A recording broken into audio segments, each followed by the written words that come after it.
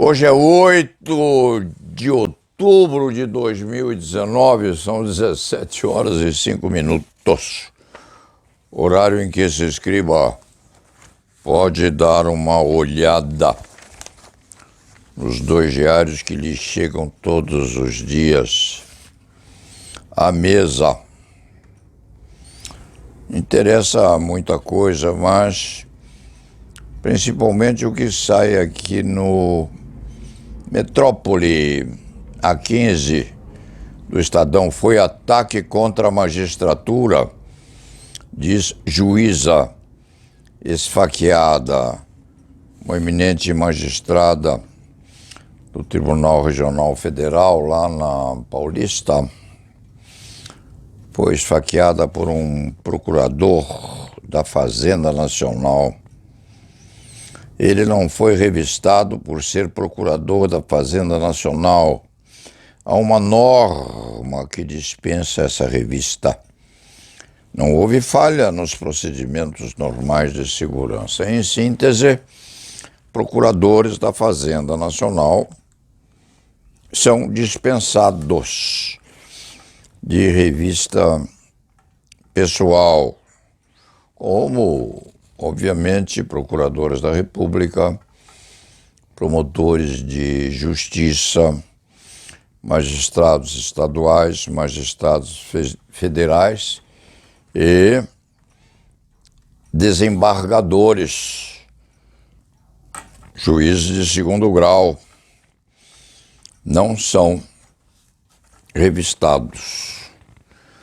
No foro estadual, há evidentemente um portal específico para que juízes e promotores de justiça passem sem passar pelos detectores de metais. Só os advogados são submetidos à vigilância a saber se tem ou não algum objeto mortífero ou gravemente atiçado nas mãos ou no corpo. Advogados e advogadas, evidentemente.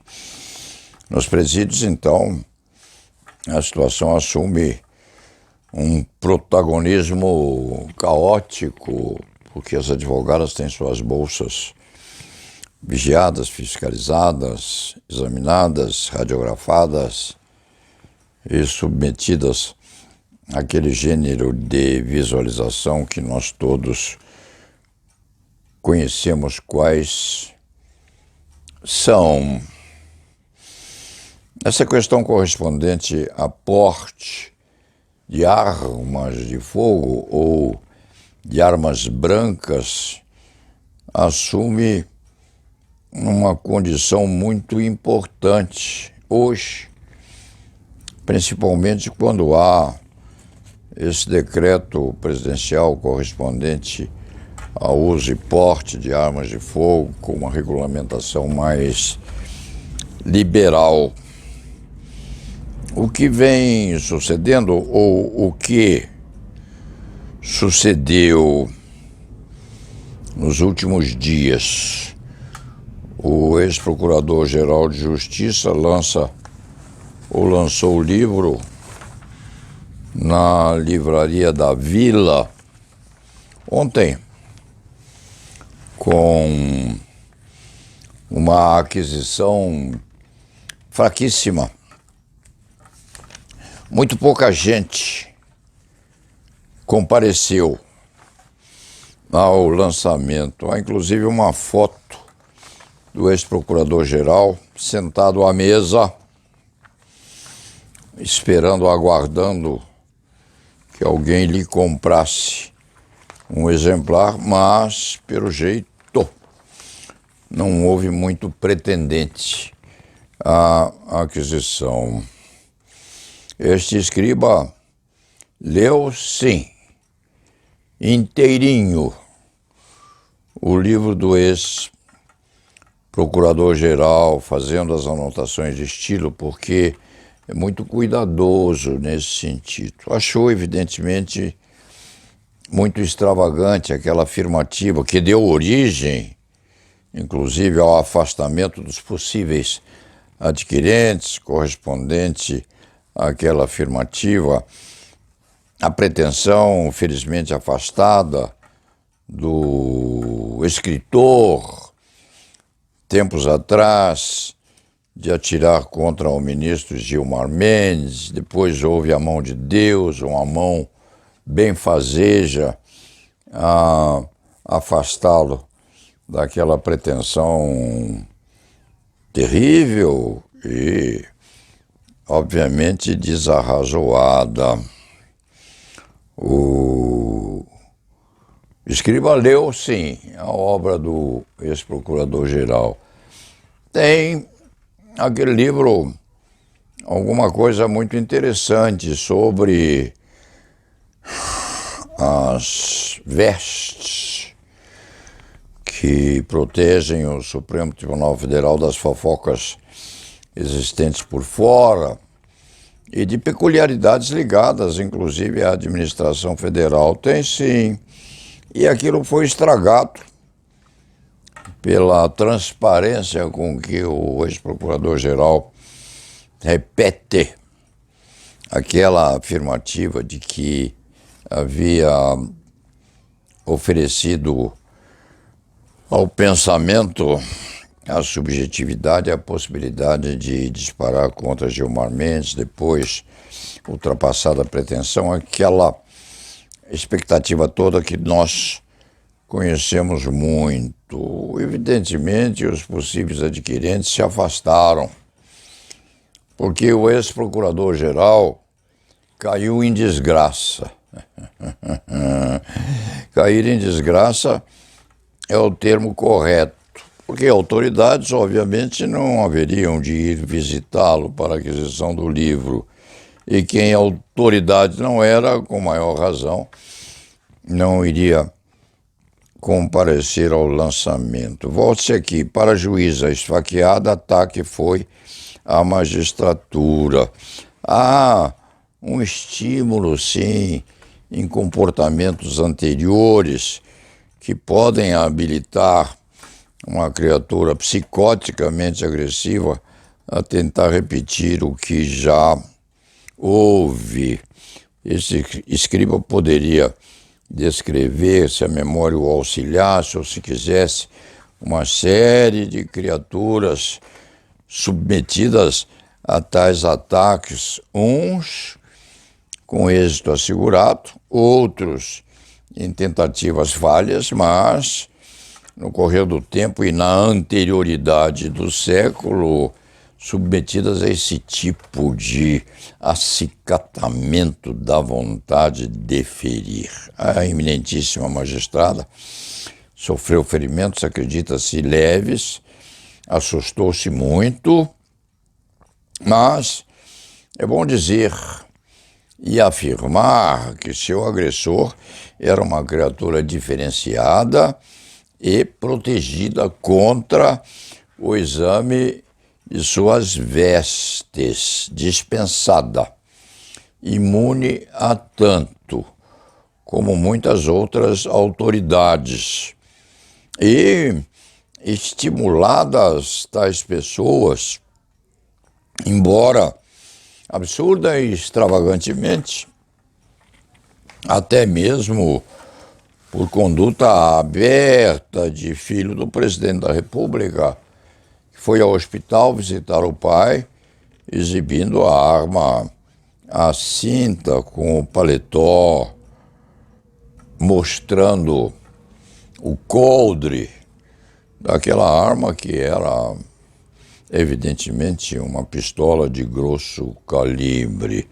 Isso produz, assim, um escabujamento, uma baba sanguinolenta no beiço de quem já tem vontade agressiva sufocada nas vísceras, nas entranhas. Produz, sim, não se diga que não há um estímulo a tal tipo de atividade. Então, é evidente que se dá aquilo em que esse escriba vem insistindo há muitos e muitos anos.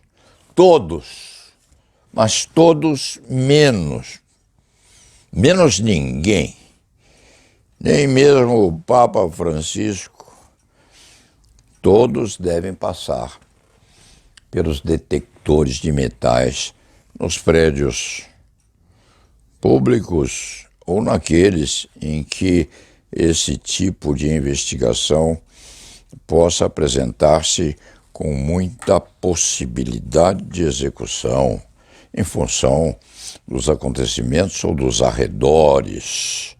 Todos, presidente da República, vice-presidente da República, governador de Estado, procurador-geral da República, procurador-geral de Justiça, bispo, cardeal, presidente da Ordem, desembargador no exercício da carreira ou já descansando embaixo da mesa, dentro de casa, todos precisam passar pelos detectores de metais, porque a insanidade mental não é proibitiva em razão ou em função do cargo assumido. Já se viu o presidente da República maluco, aliás, isso não é tão azedo assim ao exame racional do populacho. Ah, sim, líderes políticos que não batem bem dos pinos. Há um ou outro ministro de profissão religiosa que também não é equilibrado, pode ser atacado ou assolado por uma anomalia psicótica e pode fazer aquilo que não deve. O ser humano tem um composto cerebral muito sofisticado e muito delicado. Esse procurador fazendário vai lá e mete uma faca no pescoço da eminentíssima juíza federal, sabe-se lá por qual razão. E o outro ex-procurador-geral da República afirma que já teve vontade de disparar contra um ministro do Supremo Tribunal Federal, tendo as sequelas legais de estilo após essa nem tentativa, após esse pensamento extravagante do qual desistiu, arredando-se dessa instabilidade psicótica. Todos deveriam ser proibidos de entrar, mantendo-se armados dentro dos prédios públicos, dos fóruns e dos tribunais de justiça. Isso está por aqui, a juíza dá as suas explicações, as suas suspeitas. Ataque foi à magistratura, ataque não foi à magistratura. O ataque foi um desarrazoamento na cabeça de alguém que estava cometido de um surto psicótico. Dito isto, é bom que aqueles que estão se intrometendo na questão de liberatórios do porte e uso de armas de fogo, é bom que eles pensem muito bem.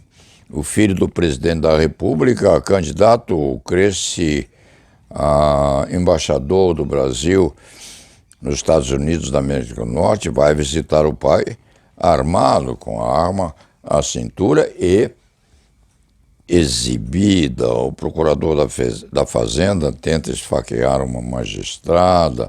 O ex-procurador-geral da República afirma que foi tentado atirar um ministro da Suprema Corte. Não se fala que algum advogado tenha feito isso, não. E os advogados no país são cerca de 700 mil, qualquer coisa a menos ou a mais desse volume. É bom que se pense nisso, popularizar o impedimento ao porte de armas de fogo nessas circunstâncias, por qualquer criatura com ou sem colocação no cetro das autoridades públicas. E para fechar esta crônica, já são 5 horas e 20 minutos, fala-se no submarino brasileiro que está em ultimação dos preparos. O escriba fez as contas de que isto há de custar, segundo consta, inclusive aqui na Folha de São Paulo, 247 bilhões, não são milhões não, bilhões de reais. É muito dinheiro. Dividido isso por quilo de carne, não se sabe quanto tempo se levaria para a fruição ou o consumo desse alimento tão precioso nas nossas palafitas e entre os nossos miseráveis. Mas os miseráveis que esperem, porque nós havemos de ter 4 submarinos a prazo médio. Um deles, segundo se entende, providos de volume celular não, de volume atômico nos seus motores ou nos seus impulsores. O Brasil há de ser o senhor dos mares desse continente todo, deixando à margem dos ditos mares os milhões de miseráveis que nós temos. Mas isso faz parte das nossas expectativas de domínio de um pedaço do nosso mundo aqui nas cercanias, e advém inclusive dos tempos do presidente Lula. Esse negócio com a França, a produção desses submarinos, foi lavrado ou foi fechado enquanto Lula era presidente da República. Nisso aí, Bolsonaro e Luiz Inácio Lula da Silva estão de pleno acordo, porque Bolsonaro com certeza foi inaugurar, em teoria, um submarino cuja produção se iniciou sob a presidência de Luiz Inácio Lula da Silva. Os dois estão a dar-se as mãos nessa particularidade, ao menos. Morram os pobres de fome e não naufraguem os nossos submarinos franceses. Dito isso, são 17 horas e 25 minutos. Vamos trabalhar um pouco mais nesse fim de tarde. La nave va.